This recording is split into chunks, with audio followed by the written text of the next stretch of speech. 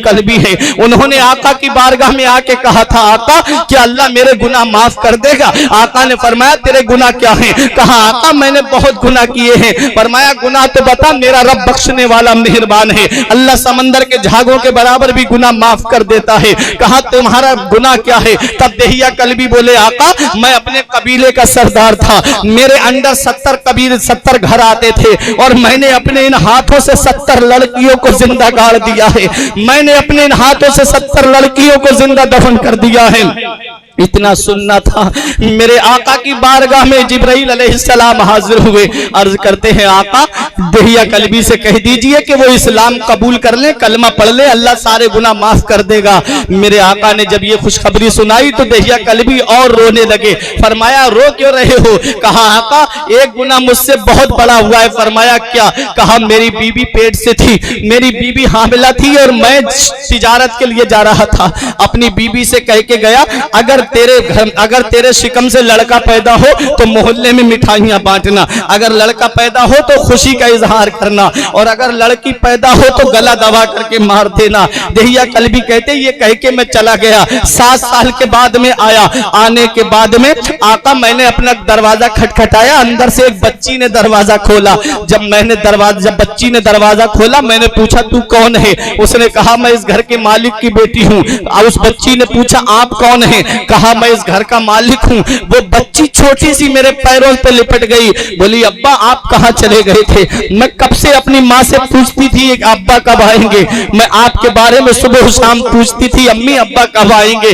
दहिया कल्बी रोते जा रहे हैं और आका से अर्ज करते जा रहे हैं, आका मेरी बच्ची ने मेरे पैरों को पकड़ के कहा अब्बा आपने आते आते बहुत देर कर दी। मैंने अपनी बीवी से कहा बीवी ये किसकी बेटी है? कहा ये आपकी बेटी है। कहा मैंने तुझसे क्या कहा था कि लड़का पैदा हो तो उसे जिंदा रखना, लड़का पैदा हो तो मोहल्ले में मिठाइयाँ बांटना, लड़का पैदा हो तो खुशी का इजहार करना, और लड़की पैदा हो तो जिंदा दफन कर देना, उसका गला दबा करके मार देना। दहिया कल्बी ने जब इतना कहा तो बीबी ने कहा मेरे शौहर मैंने जब बच्ची को जन्म दिया था मुझे तुम्हारी नसीहत याद थी, मैं इसका गला दबाना चाहती थी, तब मेरे ज़मीर ने आवाज दी अगर तूने इस बच्ची को मार दिया तो कयामत तक के लिए माँ की ममता से भरोसा उठ जाएगा, कयामत तक के लिए कोई माँ के ऊपर भरोसा नहीं करेगा। दहिया कल्बी की बीबी ने कहा इसलिए मैंने अपनी बच्ची को नहीं मारा। अरे नादान ये बेटी है, देख इसका चेहरा देख कैसा फूल सा खिलता हुआ चेहरा है। दहिया कल्बी कहते आका जमाना जाहिलियत था, मेरे अंदर जिहालत उठ कर आई। आका मैंने अपनी बच्ची को गोद में लिया, बीबी को धक्का दिया, बीबी दूर जाकर के गिरी, मैं कुदाल लेकर के चलने लगा। जब मैं चल रहा था तो रास्ते में मेरी बेटी ने मुझसे पूछा बाबा कहाँ जा रहे हो? कहा मैंने कहा एक दावत में जा रहा हूँ। बोले जल्दबाजी में आका मैं चप्पल नहीं पहन सका, मेरे आका मेरे पैरों में कांटे चुभने लगे, जब मेरे पैरों से खून निकला तो मेरी बेटी ने खून देख लिया, बोली बाबा अब्बा बाप का खून बहा के दावत नहीं खानी है, बाप का खून बहा करके हमें दावत नहीं खानी है, अब्बा घर पे वापस चलो।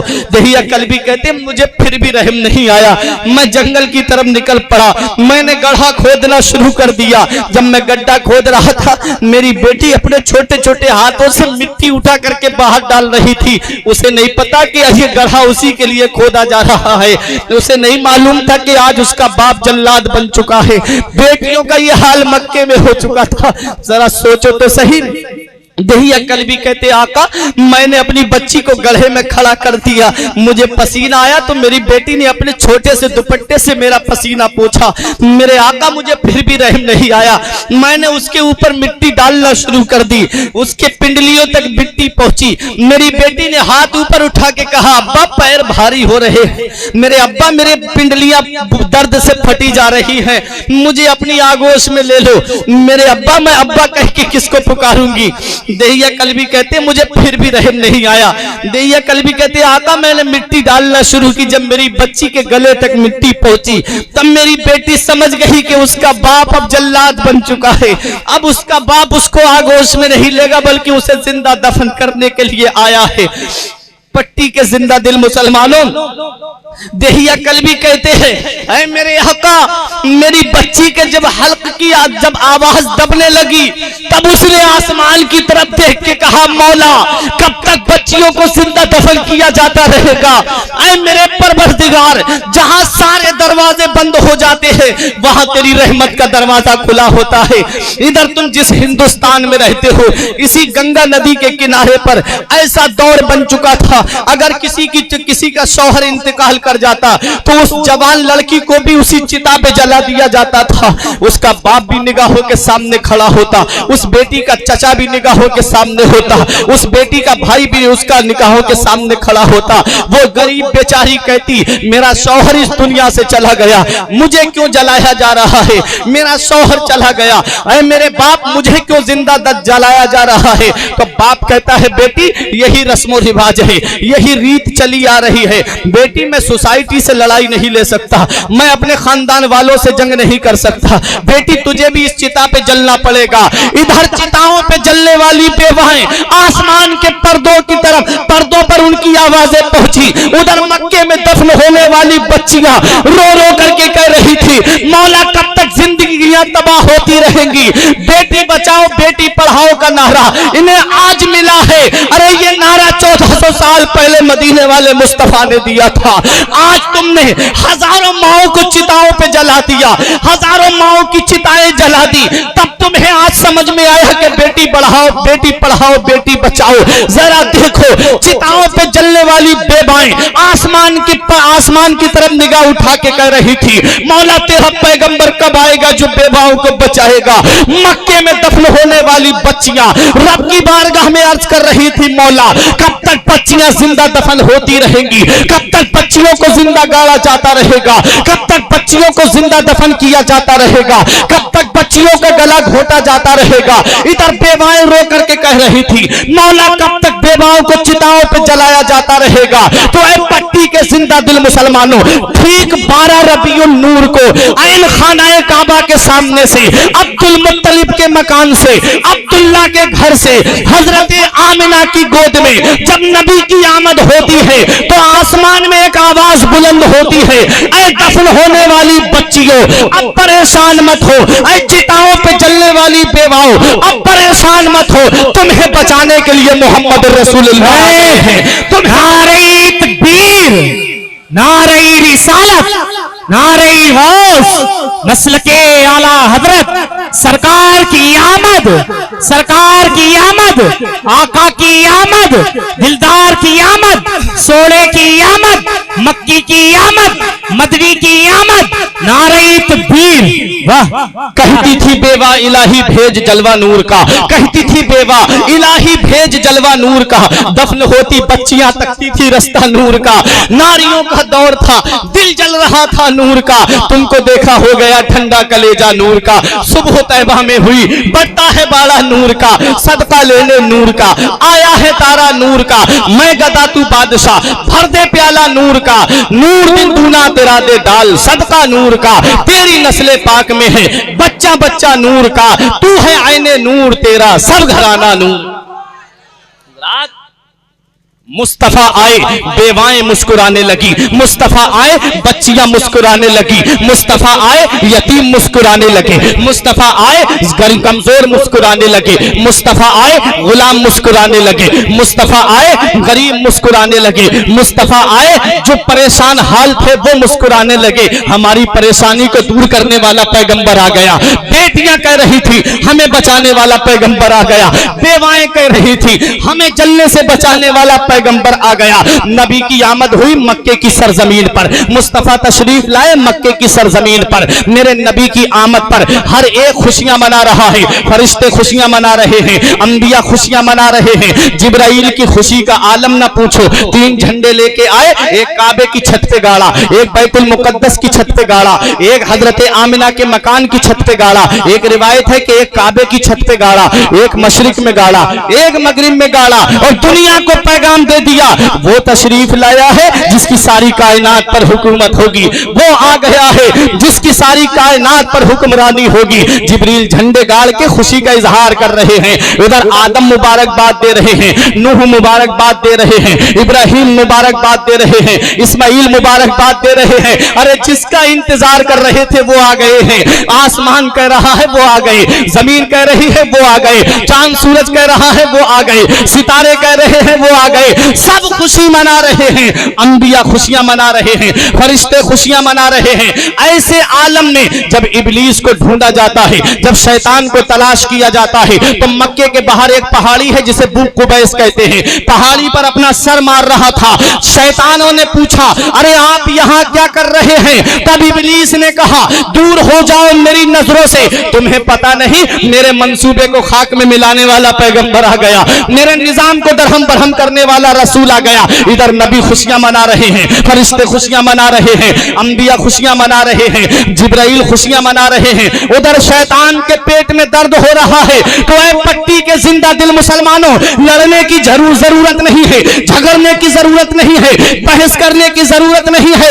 मुस्तफा की आमद पर जो खुशियां मनाते हैं, नबी की आमद पर जो घरों को सजाते हैं, नबी की आमद पर जो अपने घरों में झंडे लगाते हैं, मुस्तफा की आमद पर जो एक दूसरे को मुबारकबाद देते हैं, वो फरिश्तों की सुन्नत अदा करते हैं, नबियों की सुन्नत अदा करते हैं। और नबी की आमद पर जिनके पेट में दर्द होता है वो इब्लीस के तरीके पे चलते हैं। मेरा इमाम कयामत तक इन जालिमों को ये पैगाम दे रहा है, ए मेरे नबी की आमद पर अपने चेहरे बिगाड़ने वालों, ए मेरे नबी की आमद पर अपने पेटों में दर्द महसूस करने वालों, अहमद रजा कयामत तक सुन्नियों को ये पैगाम देता रहेगा कि हश्र तक डालेंगे हम पैदाइश मौला की धूम, हश्र तक डालेंगे हम पैदाइश मौला की धूम। मिसले फारस नजद के किले गिराते जाएंगे, खाक हो जाए अदू चलकर मगर हम तो रजा, दम में जब तक दम है जिक्र उनका सुनाते जाएंगे। सुभान अल्लाह, सुभान अल्लाह, हक है, सुभान अल्लाह।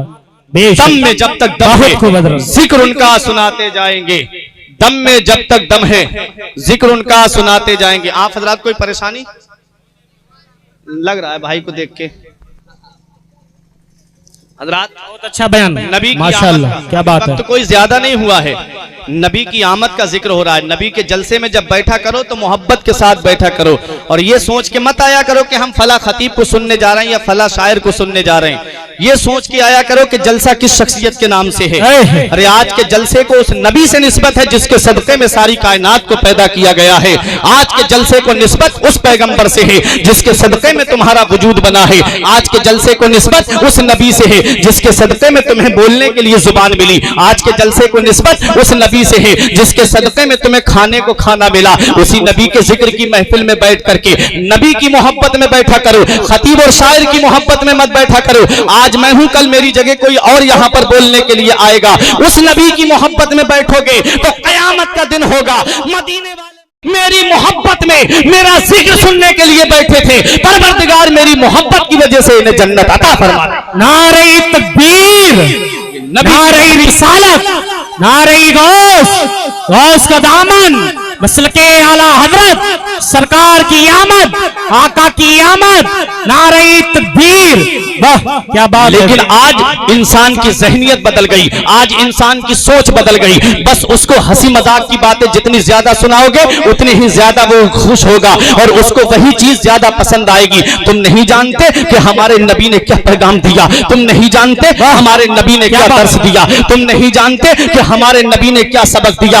अब भी सुधर जाओ, अब भी वक्त है। दुनिया तुम्हें मिटाने पे तुली है, सारे सब तरफ से नजरें मुसलमानों पे टिकी हुई हैं और तुम आज आपस में बटे हुए हो। बस तुमको गलियों में हंसी मजाक करने के लिए मिल जाए। तुम नहीं जानते सबकी नजरें तुम्हारे ऊपर टिकी हुई हैं। आज अगर तुम एक नहीं हुए और अपने नबी का दामन तुमने सच्चाई के साथ नहीं पकड़ा तो वो दिन दूर नहीं है, न संभलोगे तो मिट जाओगे सुन्नी मुसलमानों, न संभलोगे तो मिट जाओगे हिंदी मुसलमानों। तुम्हारी दास्तां वास्ता तक भी ना होगी दास्तानों में। इसलिए नबी की मोहब्बत में बैठो, नबी के इश्क में बैठो, नबी के प्यार में बैठो। मदीने वाले मुस्तफा की आमद मक्के की सरजमीन पर हुई। नबी मक्के में तशरीफ लाए, बेवाएं मुस्कुराने लगी, बच्चियां मुस्कुराने लगी, ज़ईफ मुस्कुराने लगे, कमजोर मुस्कुराने लगे, गुलाम मुस्कुराने लगे। आ गया वो पैगंबर, आ गया जो हमें गुलामी से निजात देगा, आ गया वो पैगंबर जो हमारी बच्चियों को बचाएगा। अल्लाह अकबर। जब मेरे आका माँ के शिकम में थे, बाप का साया सर से उठ गया। जब 6 साल की उम्र हुई, हजरत आमिना ने कहा, बेटा अपने दादा अब्दुल मुत्तलिब से पूछो, हमें अब्दुल्ला की बहुत याद आ रही है, हम जरा उनके पास जाना चाहते हैं। मेरे आका अपने दादा के पास तशरीफ लाए और अपने दादा से कहा, दादा हम यसरिब जाना चाहते हैं। अब्दुल मुत्तलिब ने कहा ठीक है, कहा हमारी अम्मी भी जाएंगी, कहा ठीक है। हजरत अब्दुल मुत्तलिब ने बांदी उम्मे ऐमन को साथ में कर दिया। यही बात बयान करके तकरीर खत्म करने जा रहा हूँ। बांदी उम्मे ऐमन है, मेरे आका है और हजरत आमिना है, 3 लोग जा रहे हैं। जब मकामे अबवा आता है, मक्के और मदीने के बीच में जगह है, जब मकामे अबवा में पहुंचने के बाद में हजरत आमिना की तबीयत खराब हो गई। कोई आम खातून बीमार नहीं हुई है, कबीला कुरैश की एक मुअज़्ज़ज़ खातून बीमार हुई है। हजरत आमिना पे वो वक्त आया जो सबसे आना है, वो घड़ी आई जो सबसे आनी है, वो टाइम आया जो सबसे आना है। जब जाकनी का आलम तारी हुआ, हजरत आमिना जब लेटी हुई थी तो मेरे आका ने अपनी माँ के सर को अपने जानु पर रख लिया और मेरे आका अपनी माँ का सर दबाने लगे। जन्नत की हूरों ने कहा, या रसूल अल्लाह, आपको ये परेशानी उठाने की जरूरत क्या है? आका हमें इजाजत दे दे, हम आपकी माँ की खिदमत करें, हम आपकी माँ का सर दबा दें। तो मेरे नबी का किरदार बोल रहा था, नबी का कैरेक्टर बोल रहा था, नबी की सीरत बोल रही थी, नबी का उसवा हसना बोल रहा था कि माँ की खिदमत का हक नर्सों और नौकरानियों की ड्यूटी लगा अदा नहीं होता है। माँ की खिदमत का हक तब अदा होता है जब बेटा खुद अपनी माँ की खिदमत करता है। नबी अपनी माँ का सर दबा रहे हैं, मेरे नबी की आंखों से आंसू निकले। मुशफिका माँ का साया सर से उठने वाला है, शफीका माँ का साया सर से उठने वाला है। नबी की आंखों से आंसू निकले, हजरत आमिना के चेहरे पर गिरे। हजरत आमिना ने आंखें खोल के देखा, शहजादा रो रहा है। हजरत आमिना ने अपना हाथ नबी के चेहरे अनवर पर फेर के कहा, मत रो मेरे लाल, आंसू मत बहा मेरे लाल, तू दुनिया में रोने के लिए नहीं आया है। अगर किसी के बाप का इंतकाल हो जाए तो बच्चे को कितने लोग ढारस देने की बात करते हैं, कितने लोग होते हैं जो बच्चे को सहारा देने की बात करते हैं। अगर किसी का बाप इंतकाल कर जाए, चचा कहता है मत रो मेरे भतीजे, अभी तेरा चचा मौजूद है। ताऊ कहता है मत रो मेरे भतीजे, तेरा ताऊ मौजूद है। दादा कहता है तेरा दादा अभी मौजूद है। खालू अलग सहारा देने की बात करता है, फूफा अलग सहारा देने की बात करता है, खानदान वाले अलग सहारा देने की बात करते हैं। कुर्बान जाओ मदीने वाले मुस्तफा पर, कुर्बान जाओ दोनों आलम के मालिक मुख्तार पर। बाप का साया तो तभी सर से उठ गया था जब माँ के शिकम में थे, और जब 6 साल के हुए तो माँ भी रुखसत होने वाली है। कोई नहीं है जो सहारा देने की बात करे, कोई नहीं है जो ये कहे कि मोहम्मद हम तेरा साथ देंगे। अल्लाह अकबर। मेरे आका की आंखों से आंसू निकले। हजरत आमिना ने मेरे नबी को अपने सामने बिठाया और कहा, बेटे तू रो मत, तू दुनिया में रोने के लिए नहीं आया है बल्कि रोते हुए को हंसाने के लिए आया है। तू आंसू मत बहा, तू आंसू बहाने के लिए नहीं आया है बल्कि बहते हुए आंसुओं को पोंछने के लिए आया है। बच्चे माँ बाप की मौत पर इसलिए रोते हैं कि माँ बाप के बाद में बेसहारा हो जाएंगे। मेरे लाल तू किसी के सहारे का मोहताज नहीं है, तेरा खुदा तेरा सहारा है और तू सारी खुदाई का सहारा है। मेरा इमाम पुकार के कहता है, गमज़दों को रजा मुज़दा दीजे के हैं, गमज़दों को रजा मुज़दा दीजे के हैं, बेकसों का सहारा हमारा नबी। मेरे आका को हजरत आमिना ने सामने बिठाया और बिठाने के बाद में कहा, बेटे मोहम्मद हर नई चीज को पुराना हो जाना है, हर बाकी को फना हो जाना है। मेरे लाल व जिक्रा बाक, मेरा जिक्र हमेशा बाकी रहेगा। वह बलद तू तोहरा, इसलिए कि मैं तेरे जैसा पाकीज़ा बेटा छोड़ के जा रही हूँ। मेरा जिक्र कभी खत्म नहीं होगा, मेरा चर्चा कभी खत्म नहीं होगा, मेरा नाम कभी नहीं मिटेगा। मेरे लाल तेरे जैसा सुथरा बेटा छोड़ के जा रही हूँ। मेरे लाल तेरा चर्चा मशरिक से लेके मगरिब तक, शिमाल से लेके जुनूब तक सारी दुनिया में होगा। मेरे आका की वालिदा ने जब इतना कहा कि बेटे मेरा जिक्र कभी खत्म नहीं होगा, तेरे जैसा सुथरा बेटा छोड़ के जा रही हूँ। मेरे सहाबा, मेरे आका के सहाबा ने एक मकाम पर देखा, आका मस्जिद नबवी में बैठ करके आंसू बहा रहे थे। सहाबा ने पूछा, आका आज आप रो क्यों रहे हैं? तो मेरे नबी ने फरमाया, आज मुझे मेरी माँ के वो आखिरी जुमले याद आ रहे हैं जो मेरी माँ ने मुझसे आखिरी वक्त में कहे थे। मेरे आका के सहाबा ने अर्ज किया, आका क्या कहे थे? तो मेरे नबी ने इरशाद फरमाया, मेरी माँ ने मुझे अपने सामने बिठा करके कहा था कि मेरे बेटे, मेरा जिक्र कभी खत्म नहीं होगा, मेरा नाम कभी नहीं मिटेगा, मैं तेरे जैसा पाकीज़ा और सुथरा बेटा छोड़ के जा रही हूँ। मुझे वो माँ के जुमले याद आ रहे हैं। मेरे नबी से जब हजरत आमिना ने ये जुमले कहे, उसके बाद हजरत आमिना की आवाज खामोश हो गई। मेरे नबी अपनी अम्मी के कानों के करीब अपने मुबारक लबों को ले जाके कहते हैं, अम्मी और बोलो ना, अम्मी और बोलो ना, अम्मी और कहो ना। हजरात, 2 मरतबा मेरे नबी ने कहा। अल्लामा अब्दुल हक मुहद्दिस देहलवी फरमाते हैं अपनी किताब मदारिजुन नबुव्वत में कि अगर आका एक मर्तबा और कह देते तो इज़राइल अलैहिस्सलाम को मेरे नबी की वालिदा की रूह उनके जिस्म में वापस करना पड़ जाती। इसलिए 2 मर्तबा मेरे नबी ने कहा, अम्मी और बोलो ना। हजरत आमिना ने विसाल से पहले मेरे नबी को अपनी गोद में उठा करके पेशानी को बोसा दे करके उम्मे ऐमन को, मेरे आका को उठा करके देते हुए कहा था, उम्मे ऐमन, आज से मेरा मोहम्मद तेरे हवाले है। इसे सरदार मक्का के पास हिफाजत से पहुंचा देना, इसे सरदार मक्का को दे देना। मेरा मोहम्मद अब तेरे हवाले है। मेरे मोहम्मद को दीवारों से हाथ लगाकर रोने मत देना, उम्मे ऐमन। उम्मे ऐमन कहती है, जब मैं मोहम्मद को लेकर के चली, उन्हीं पथरीली वादियों में हजरत आमिना की कब्र मुबारक बनाई गई। उम्मे ऐमन कहती है, मैं जब लेकर के पहाड़ी पर चढ़ी तो आका मेरे पास से दौड़ते हुए आए और अपनी माँ की कब्र से लिपट गए और मेरे आका को इतना रोते हुए देखा। उम्मे ऐमन ने खुद बयान करती है कि मैंने आज तक किसी को इतना फूट फूट के रोते हुए नहीं देखा था। कितनी मोहब्बत करते हैं मेरे नबी अपनी माँ से, कितना प्यार करते हैं मेरे नबी अपनी माँ से। मेरे भाइयों, अगर तुम्हारे माँ बाप जिंदा है तो उनकी कद्र कर लो। ये बूढ़े माँ बाप तुम्हारे लिए अल्लाह की नेमत है। जिस दिन ये साया सर से उठ जाता है तो कोई सहारा देने की बात करने वाला नहीं होता। ऐसे माँ बाप के साये की ना कदरी ना कर, धूप काटेगी बहुत जब ये शजर गिर जाएगा। माँ बाप का साया क्या है ये उन बच्चों से पूछो जिनके माँ बाप इस दुनिया में नहीं है। कैसे अपनी जिंदगी बसर करते हैं, कैसे अपनी जिंदगी काटते हैं। माँ बाप हयात हैं तो उनकी खिदमत कर लो। नबी फरमाते हैं, तेरे माँ बाप तेरे लिए जन्नत भी है और तेरी जहन्नम भी है। साहबा ने पूछा, आका कैसे? फरमाया, अगर माँ बाप की खिदमत करोगे, फर्मा बरदारी करोगे तो अल्लाह जन्नत देगा, और अगर माँ बाप की नाफरमानी की, माँ बाप को बुढ़ापे में सताया तो अल्लाह जहन्नम में डालेगा। मेरे आका ने एक मकाम फिर इरशाद फरमाया, माँ बाप के ताल्लुक से आका फरमाते हैं कि माँ बाप, माँ के कदमों के नीचे जन्नत है और बाप जन्नत का दरवाजा है। इसलिए ये माँ बाप की कदर कर लो, माँ बाप की इज्जत कर लो, क्योंकि माँ बाप बचपन से लेकर के जवानी तक पूरी जिंदगी तुम्हारी हिफाजत के लिए तुम्हें अच्छा खिलाते, अच्छा पहनाते हैं। और जब वही माँ बाप बुढ़ापे में पहुंच जाते, जब उन्हें तुम्हारी खिदमत की जरूरत पड़ती है तो तुम अपना बिस्तर अलग लेकर के चले जाते हो। क्या जवाब दोगे कयामत में अपने रब को?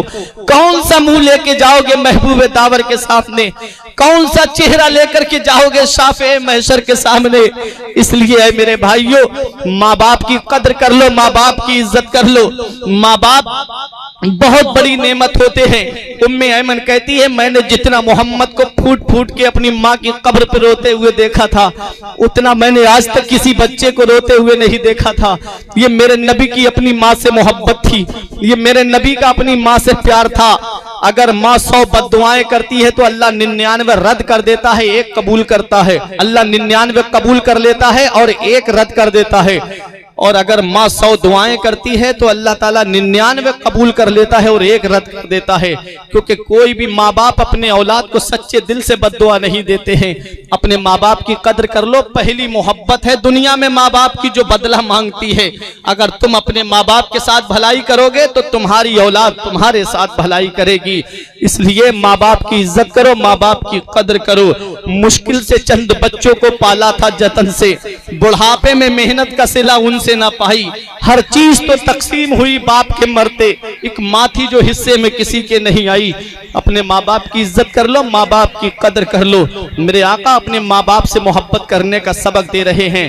कभी मौका मिलेगा तो इंशाअल्लाह इससे आगे का बयान मैं आपको नबी की सीरत का सुनाऊंगा इंशाअल्लाह। सुभान अल्लाह। अल्लाह इरशाद फरमाता है, ऐ गैब की खबरें देने वाले नबी, हमने आपको गवाह बना के भेजा, खुशखबरी सुनाने वाला बना करके भेजा, डर सुनाने वाला बना करके भेजा, और हमने आपको चमकता हुआ सूरज बना करके भेजा। आप अपने रब के हुक्म से बुलाते हैं। अलिफ ने कहा अल्लाह का रसूल आ रहा है, बा ने कहा बानिए इस्लाम आ रहा है, ता ने कहा ताजदारे मदीना आ रहा है, सा ने कहा सरवत वाला आ रहा है, जीम ने कहा जलीलुल कद्र पैगंबर आ रहा है, हा ने कहा हामियो नासिर आ रहा है, दाल ने कहा दो जहां का मालिको मुख्तार आ रहा है, जाल ने कहा जी इल्म जी हशम आ रहा है, रा ने कहा रहमतुल लिल आलमीन आ रहा है, जा ने कहा जहमतों को दूर करने वाला आ रहा है, सीन ने कहा साकिये कौसर आ रहा है, शीन ने कहा शाफ़े महशर आ रहा है, स्वाद ने कहा सादिको अमीन आ रहा है, ज़्वाद ने कहा ज़ईफों की मदद करने वाला आ रहा है, त्वा ने कहा ताहिर मुताहर आ रहा है, मुताहिर आ रहा है, और ज़ा ने कहा ज़ाहिर बातिन आ रहा है, फा ने कहा फकीरों की मदद करने वाला आ रहा है, काफ ने कहा कुरान वाला आ रहा है, काफ ने कहा कमली वाला आ रहा है, लाम ने कहा लौहो कलम वाला आ रहा है, मीम ने कहा मोहम्मद रसूलुल्लाह आ रहा है, नून ने कहा नबियों का इमाम आ रहा है, हा ने कहा हादियो रहबर आ रहा है, और या ने कहा यकता और अनोखी शान वाला आ रहा है। सबसे औला व आला हमारा नबी, सबसे औला व आला हमारा नबी, सबसे बाला व बाला हमारा नबी, अपने मौला का प्यारा हमारा नबी, दोनों आलम का दूल्हा हमारा नबी। मांगने वाले मंगतों को यूं चाहिए, मांगना और किसी से भी क्यों चाहिए, कौन देता है देने को मुंह चाहिए, देने वाला है सच्चा हमारा नबी। सारे अच्छों में अच्छा समझिए जिसे, है उस अच्छे से अच्छा हमारा नबी। सारे ऊंचों में ऊंचा समझिए जिसे, है उस ऊंचे से ऊंचा हमारा नबी। जिसने मुर्दा दिलों को दी उम्रे अबद, है वो जाने मसीहा हमारा नबी। गमजदों को रजा मुज्दा दीजिए के हैं बेकसों का सहारा हमारा नबी।